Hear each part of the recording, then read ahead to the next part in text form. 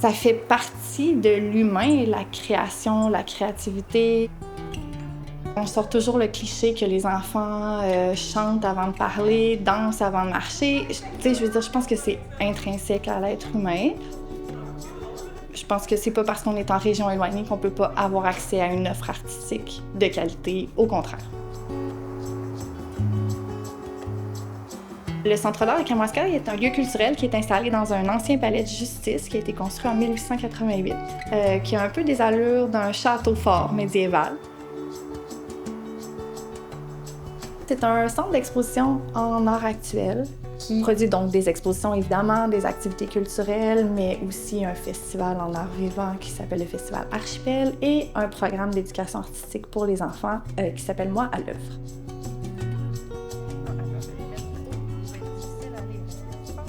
Moi à l'œuvre, c'est un programme d'éducation artistique pour les tout-petits. Les enfants qu'on rencontre les plus jeunes ont 2 ans. On les rencontre jusqu'à 8 ans. C'est un programme qui a quand même une volonté de semer la graine que, autour de l'art, il y a un esprit de groupe. Tout le monde ensemble travaille à créer une exposition. Tout ça est fait aussi dans un climat de bienveillance, de respect, de donner un peu confiance aux enfants à travers ce programme-là. Fait qu'il y a aussi un volet de développement social de l'enfant à travers l'art qui est un peu aussi le rôle du Centre d'art de rappeler que l'art, c'est pas que des loisirs. Ça fait partie du développement d'un humain en général. Assurément, nous, on a vu que la communauté locale a développé un grand sentiment d'appartenance envers le Centre d'art par Moi à l'œuvre.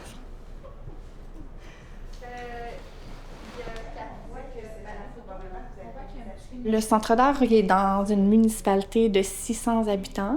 C'est par contre une région qui reçoit un grand flot de touristes pendant certains mois de l'année. Donc, ce qu'on essaie de faire avec le Centre d'art, c'est d'en faire un lieu culturel qui rejoint plusieurs publics.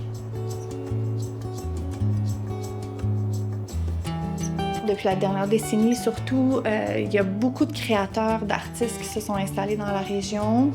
Je pense qu'il y a une belle communauté artistique aussi qui s'est créée, il y a des bons liens. Moi, je suis convaincue aussi que le paysage ici au Bas-Saint-Laurent a un effet sur la créativité des gens. On a accès à l'horizon, on a accès à des grands espaces. Pour moi, c'est des contextes qui nécessairement ouvrent les possibilités dans nos cerveaux, ouvrent les possibilités de créativité. Je suis certaine que le territoire ici, puis les paysages, puis tout cet accès-là, puis ce lien-là qu'on a facilement avec la nature, qui est comme apaisant, mais en même temps stimulant, je pense que ça contribue beaucoup à la fois à ce que le territoire soit attractif pour les créateurs, mais aussi qu'une fois qu'on est installé ici, on dirait que tout est tout le temps possible.